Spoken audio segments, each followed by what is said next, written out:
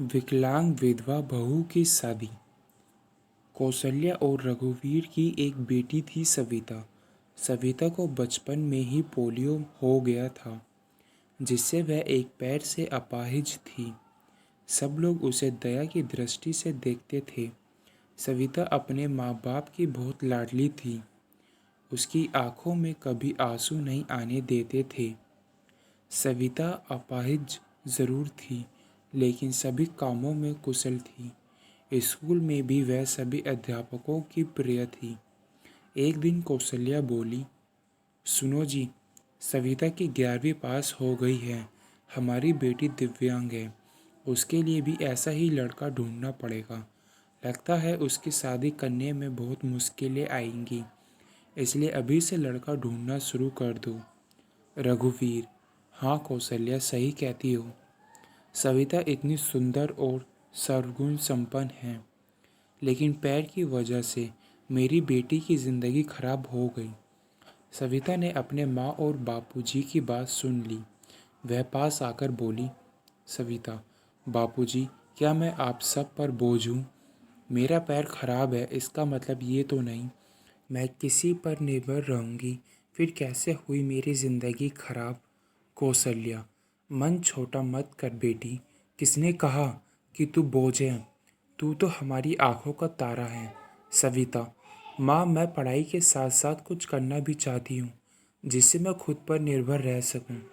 इधर सविता की पढ़ाई पूरी हो गई और उधर रघुवीर सविता के लिए लड़का ढूंढने लगा।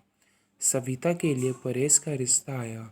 परेश रसायन फैक्ट्री में काम करता था। परेश अपनी माँ रमा और अपने पिताजी मुकेश के साथ सविता को देखने उसके घर आया। मुकेश, अरे बेटा, लड़की का तो पैर खराब है। परेश, पिताजी, अगर मैं दिव्यांग लड़की से शादी करूँगा तो मुझे किसी का जीवन संभालने का सौभाग्य मिलेगा। रमा, बेटा, तेरी जिंदगी है, जो भी फैसला हो सोच संभल कर लेना। परेश, देखिए सविता जी, मैंने आपकी जितनी तारीफ सुनी, मैं खुद को आपसे मिलने से रोक ही नहीं पाया। कि आप शादी के लिए राजी हैं? सविता, परेश जी, मैं एक अपाहिज लड़की हूँ और आप पूर्ण रूप से स्वस्थ हैं। क्या आप एक अपाहिज लड़की को स्वीकार करेंगे? परेश, सविता, मैं ज़िंदगी भर आपका सहारा बनने के लिए तैयार हूँ, अगर आपको एतराज़ ना हो तो। सविता, अगर आप तैयार हैं तो मैं खुशनसीब हूँ कि मुझे आपके जैसा जीवन साथी मिलेगा। सविता और परेश की बहुत धूमधाम से शादी हुई। चारों तरफ चर्चा थी कि बड़ी भाग्यशाली है सविता, जो दिव्यांग होते हुए भी उसे इतना अच्छा पति मिला है। रमा, बहू, आज तुम्हारा पहला दिन है, इतनी जल्दी कैसे उठ गई? आराम से उठ जाती। सविता, माँ, मुझे जल्दी उठने की आदत है, मैंने नाश्ता बना दिया, आप सब लोग नाश्ता कर लीजिए। रमा हैरान थी कि एक पैर से खराब होते हुए भी सुबह उठकर नाश्ता भी बना दिया। इसी तरह सविता ने थोड़े ही दिनों में सारी जिम्मेदारी अपने ऊपर ले ली। सविता से सभी बहुत खुश थे। रमा, परेश, तेरी बीवी लाखों में नहीं करोड़ों में एक है। मैं तो डरती थी कि कहीं ऐसा ना हो कि एक दिव्यांग लड़की से शादी करके कहीं मेरे बेटे की ज़िंदगी खराब ना हो जाए। परेश, माँ, मेरा फैसला कभी गलत नहीं हो सकता। आपसे एक बात कह रहा हूँ कि अगर मुझे कुछ हो जाए तो सविता को अपनी बेटी की तरह रखना। रमा, चल पागल, ऐसे नहीं बोलते, वो अभी भी मेरी बेटी ही है। और अगले ही दिन उनकी खुशियों को जैसे किसी की नज़र लग गई। परेश की फैक्ट्री में जहरीली गैस लीक हो जाने से कई लोगों की मौत हो गई, जिनमें परेश भी शामिल था। जब ये खबर परेश के घर पहुंची, तब घर में हाहाकार मच गया। लेकिन सविता तो जैसे पत्थर सी हो गई। वह खामोश थी, उसकी आंखों में आंसू नहीं थे। वह परेश को यूं ही फटी आंखों से देखती रही। कुछ औरतों ने उसे हिलाते हुए कहा, बहू रो ले, देख परेश तो मर गया है, अगर रोएगी नहीं तो पागल हो जाएगी, तो विधवा हो गई, विधवा। इस तरह की बात सोचकर सविता फूट फूट कर रोने लगी। सविता रोते हुए बोली, उठो परेश, आंखें खोलो, मैं अकेले किसके सहारे जीऊँगी? अभी तो मैंने तुम्हारे साथ कुछ ही दिन गुजारे थे, फिर मुझे अकेला छोड़कर क्यों चले गए। परेश का अंतिम संस्कार हो गया और सविता के अरमानों का भी। रमा, अरे ये क्या बहू, सफ़ेद साड़ी क्यों पहनी तुमने। सविता, माँ सबने मुझे कहा कि मेरे जीवन के सब रंग परेश के साथ ही चले गए, अब मुझे सफ़ेद साड़ी ही पहननी है। रमा, नहीं बेटी, तुम हमारे दुख को और मत बढ़ाओ। आज से तुम कभी भी सफ़ेद कपड़े नहीं पहनोगी। हफ्ते महीने यूं ही शौक में गुजर गए।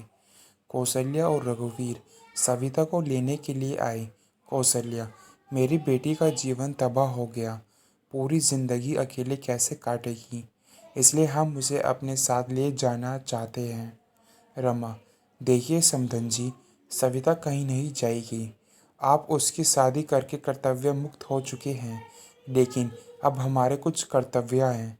हमारी बहू हमारी बेटी बनकर हमारे पास ही रहेगी। ये कहते हुए रमा ने सविता को गले से लगा लिया। मुकेश, हाँ समधी जी, रमा सही कह रही है। हम सविता को आगे पढ़ाएंगे और किसी लायक बनाएंगे। आप चिंता मत करना, हम अपनी सविता को पलकों पर बिठाकर रखेंगे। सविता, माँ बापूजी परेश इनके इकलौते बेटे थे, अब वो नहीं है, तो ऐसे में मैं भी इनको छोड़कर चली जाऊं, ये सही नहीं है। मैं इनके पास रहकर ही इनकी सेवा करूंगी। सविता के माँ बापूजी चले जाते हैं, अब सविता अकेली थी। उसने अपना सारा ध्यान पढ़ाई में लगा दिया। ऐसे में उसकी मुलाकात गौरव से हुई, जो समय समय पर सविता की पढ़ाई में मदद करता था। गौरव मुकेश के दोस्त का सबसे अच्छा बेटा था। उसका काम के सिलसिले में परेश के पिता के पास आना जाना लगा रहता था। गौरव इंजीनियर था और बड़ी ही सलीन स्वभाव का संस्कारी लड़का था। चारों तरफ औरतें बातें बनाने लगी। एक औरत बोली, अरे देखो कैसी विधवा है, ये सफ़ेद साड़ी नहीं पहनती, पति का ज़रा भी दुख नहीं है। तो दूसरी बोली, बन संवर कर कॉलेज जाती है, बेचारी रमा और मुकेश का तो बुढ़ापा ही खराब है। तीसरी औरत ने कहा, पहले इस लड़के का घर में आना जाना ठीक था, लेकिन अब परेश नहीं है तो इसे जवान विधवा बहू के घर नहीं आना चाहिए। लेकिन सविता को किसी की बात से कोई फर्क नहीं पड़ता था, क्योंकि उसके सास ससुर उसके साथ थे। रमा जब इतनी अच्छी बहू के लिए लोगों के ये ताने सुनती तो वह तड़प उठती थी, रोने लगती थी। सविता ने अपनी मेहनत से बीएड कर ली और विकलांग कोटे में वह एक टीचर के रूप में नियुक्त हो गई। रमा, सुनो परेश के पापा, हमारी सविता अब एक टीचर बन गई है। लोगों ना जाने उसे कैसे कैसे ताने देते हैं, अब उसकी शादी कर देनी चाहिए। मुकेश, सही कह रही हो रमा, विधवा है, अनाथ नहीं, जो लोगों की उल्टी सीधी बातें सुनेगी। हम अपनी बहू की शादी धूमधाम से करेंगे। मुकेश ने जब अपनी बहू के रिश्ते की बात जब कुछ लोगों से की, तब लोग कहते, अरे मुकेश, तू पागल तो नहीं हो गया, विधवा बहू की शादी करना चाहता है तू। मुकेश, हाँ मैं उसकी शादी करना चाहता हूँ, उसकी ज़िंदगी से विधवा शब्द हमेशा के लिए मिटाना चाहता हूँ। तभी गौरव ने आ करके कहा, गौरव अंकल, अगर आप सविता के काबिल समझे तो मैं आपकी बहू से शादी करने के लिए तैयार हूँ। मुकेश, गौरव तुम? गौरव, हाँ मैं। मुकेश, मुझे यकीन ही नहीं हो रहा कि मेरी बेटी तुम्हारे जैसे लायक और होनहार बेटा पसंद करेगा। मुझे तुम पर गर्व है, मैं ये शादी के लिए तैयार हूँ बेटा। तभी मुकेश घर आ करके सविता से कहता है, सविता बेटी, तुम जानती हो मैंने हमेशा तुम्हें अपनी बेटी से बढ़कर माना है। मैं चाहता हूँ कि तुम्हारी ज़िंदगी के अधूरे सपने को पूरा करूँ। मैं तुम्हारी शादी गौरव से कराना चाहता हूँ, तुम्हें कोई एतराज़ तो नहीं? सविता, पिताजी परेश की जगह शायद ही मैं किसी को दे पाऊँ, लेकिन आपने जो मेरे लिए किया है वो कोई कर ही नहीं सकता।